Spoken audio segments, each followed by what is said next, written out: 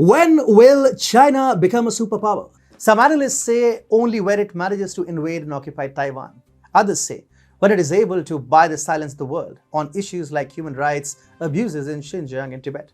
Or at a time when the Chinese military hegemony in the South China Sea stands unrivaled. But frankly, this is parochial thinking. China has been managing to escape global fury over its unsavory actions for quite some time. That doesn't make it a superpower. China's superpower ambitions lay in recreating the Silk Road and again finding an entry into the European continent. This is why it launched the Belt and Road Initiative, or the BRI, in the first place. But guess what? China is having a hard time finding a gateway into Europe. Hi and welcome to TFI Global, the foreign affairs and geopolitical analysis arm of the TFI Media Group. I'm your host Atul Mishra, and in this video I will give insights on how China pleaded with Poland to save its vanity project BRI after going through a disgraceful snub at the hands of both Italy and Greece. Let's begin. When Polish president visited Beijing for the ongoing Winter Olympics, he got an interesting and rather desperate offer from his Chinese counterpart Xi Jinping: make Poland China's gateway to Europe. Behind Xi's offer to Europe is a history of failed attempts to make inroads into the European continent via the Mediterranean countries of Italy and Greece. So China is looking at a new entry point through Poland. President Xi Jinping personally discussed his ambitions of making Poland a logistics hub during his meeting with Andrzej Duda, who was only elected European head of state to attend the Winter Olympics amidst the mass diplomatic boycott that the Games witnessed. A Chinese statement released on Sunday noted President Xi expressed China's readiness to take an active part in Poland's endeavor to build itself into a logistics hub and to support Poland's effort to become a key point in China-European Union industrial and supply chains. The statement added, the two sides also need to seek more synergies in developmental strategies such as China's Belt and Road Initiative, China CEEC cooperation, and Poland's program to boost the economy after the pandemic, and tap into their potential areas like trade, investments, transport, logistics, and high technology so as to bring bilateral practical cooperation to new heights. Duda's office is yet to release a statement about the developments. However, the statement issued by the Chinese side claimed Duda had expressed hope that Poland could become China's gateway to Europe.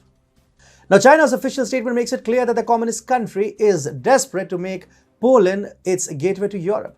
But why is it so desperate? Well, the answer to the question is not to be found in Warsaw. It lies in Rome and Athens. Till now, China had targeted two strategically located countries, Italy and Greece, as a part of its initiative to redraw the historical Silk Road. Since the two Mediterranean countries have been facing prolonged economic distress, Xi also managed to make some early inroads. The Piraeus port in Greece and the Trieste port in Italy were being seen as China's gateway into the European continent. But China's usury and lack of benefit to the locals led to both Rome and Athens kicking Beijing out of their countries. So China suddenly found itself thrown out of the European continent with two crucial gateways into Europe getting permanently closed. Poland enjoys a highly strategic and convenient location right in the very center of Europe. If you want to make big investments in the continent, you have to establish a strong foothold in Poland. It is really the biggest junction in Europe where the trade routes from north to south and east to west intersect. In fact, Warsaw is so middlemost to Europe that it takes only a few hours of road, rail, or air transport to reach commercial centers in the continent like Berlin, Moscow, Vienna, Kyiv, Minsk, and Vilnius. So it is very natural for China to prompt Poland into a strategic relationship with itself. Moreover, there is currently a power vacuum of sorts. Poland is brimming with anti-EU sentiment and is also critical of Moscow with the ongoing Russia-Ukraine tensions.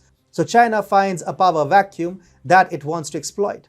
This is why Xi made some tempting offers to Duda, like expanding agricultural, food, and other imports from the Central European country, while encouraging more Chinese enterprises to go to Poland for investment and cooperation.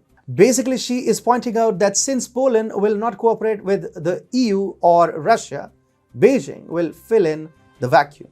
Honestly speaking, China's colonization attempts in Greece and Italy have already failed, and we don't expect a different result in Poland either. At the end of the day, Poland is not a China-friendly country. Poland had expressed reservations about China in the past. It even excluded Chinese telecom company Huawei from its 5G networks amidst the US allegations of potential security risks with Huawei.